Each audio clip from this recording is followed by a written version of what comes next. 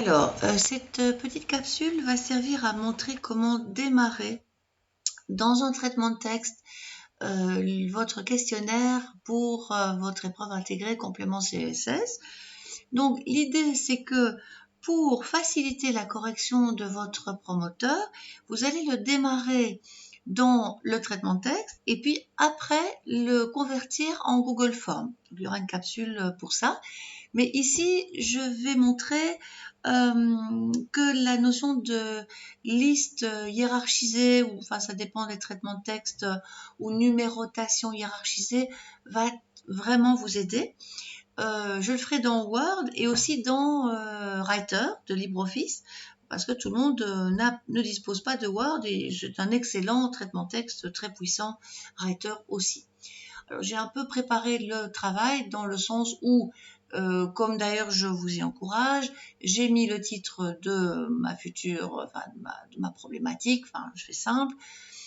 Je rappelle mes hypothèses de travail, donc par exemple ici pour le tabagisme, je soupçonne qu'on fume essentiellement par mimétisme chez les jeunes et que les jeunes ne sont absolument pas sensibles aux campagnes anti-tabac, montrant des images affreuses car ils n'arrivent pas à se projeter dans l'avenir. Ça, c'est un petit peu ce que j'ai en tête quand je voudrais écrire ma future épreuve intégrée.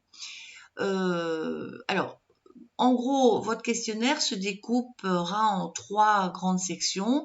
Les questions de profil, sexe, âge, études, localité, que sais-je.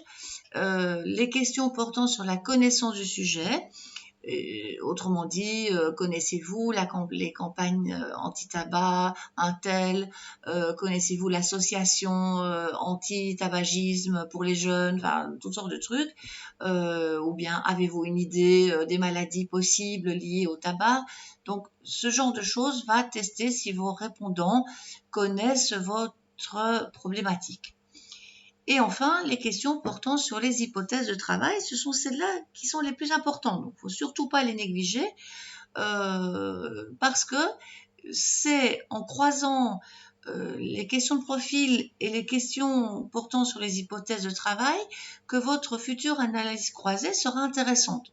Donc, par exemple, ce sera intéressant de voir si les filles répondent différemment à vos hypothèses que les garçons, ou si on répond différemment, si on a fait des études supérieures ou pas. Ben, voilà, ce genre de choses, ça, je reparlerai de ça plus tard. Mais donc, en gros, ici, il faut commencer vos questions. Alors, les questions de profil sont les plus simples, c'est assez sympa. Vous avez des modèles d'ailleurs proposés dans le cours et dans le présent devoir. Mais ici, le but, c'est surtout montrer la technique. Alors, pour ce qui concerne les listes hiérarchisées, en fait, dans Word, ça s'appelle liste à plusieurs niveaux. Vous cliquez et vous prenez la plus simple. Je veux dire, limite, si ça vous branche celle-là, enfin, différencier tout ça, c'est bien, pas de souci. Voilà, vous pouvez commencer vos questions. De toute façon, tout ça se transposera plus tard dans le Google Form. Là, par exemple, on pourrait dire quel est votre sexe. Voilà. Alors, Enter, bien sûr, il faut penser aux différentes possibilités de réponse. Le 2, le 3, ça c'est pas intéressant. J'ai envie de passer au sous-niveau qui est le A, B, C, hein, où je demanderai masculin, féminin, etc. Donc là, par contre, il y a une petite astuce, c'est que vous allez cliquer sur le augmenter le retrait, qui dans ce cas-ci va donner le sous-point A. Et donc là, on va mettre par exemple masculin. Puisqu'on est dans le A, on va faire féminin, tout de suite dans la foulée. Pensez quand même aux autres, donc autres. Et puis, éventuellement, encore, c'est pas moi, non déterminé. Enfin, ça, c'est vraiment avec votre promoteur, vous mettrez ce que vous voulez. Donc, ici, c'est plutôt, je ne souhaite pas le préciser. Donc, essayez de penser à tout ce qui est, tout ce que le répondant va peut-être répondre. Voilà. Une fois qu'on est là, on ne sort plus du sous-point, ça ne va pas, il faut remonter au point principal. Et là, c'est la même astuce, vous cliquez sur diminuer le retrait qui va vous remettre dans la question numéro 2. Et là, on est parti pour, par exemple, quel est votre âge? Voilà.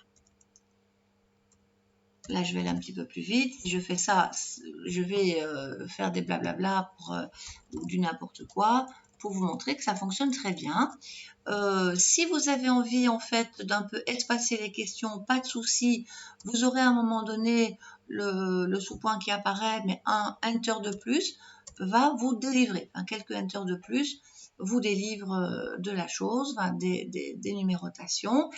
Éventuellement ici, si on veut s'intercaler dans du texte déjà tapé, comme l'espèce de sous-titre, ne perdez pas de temps en mise en forme ici, ça ne sert strictement à rien.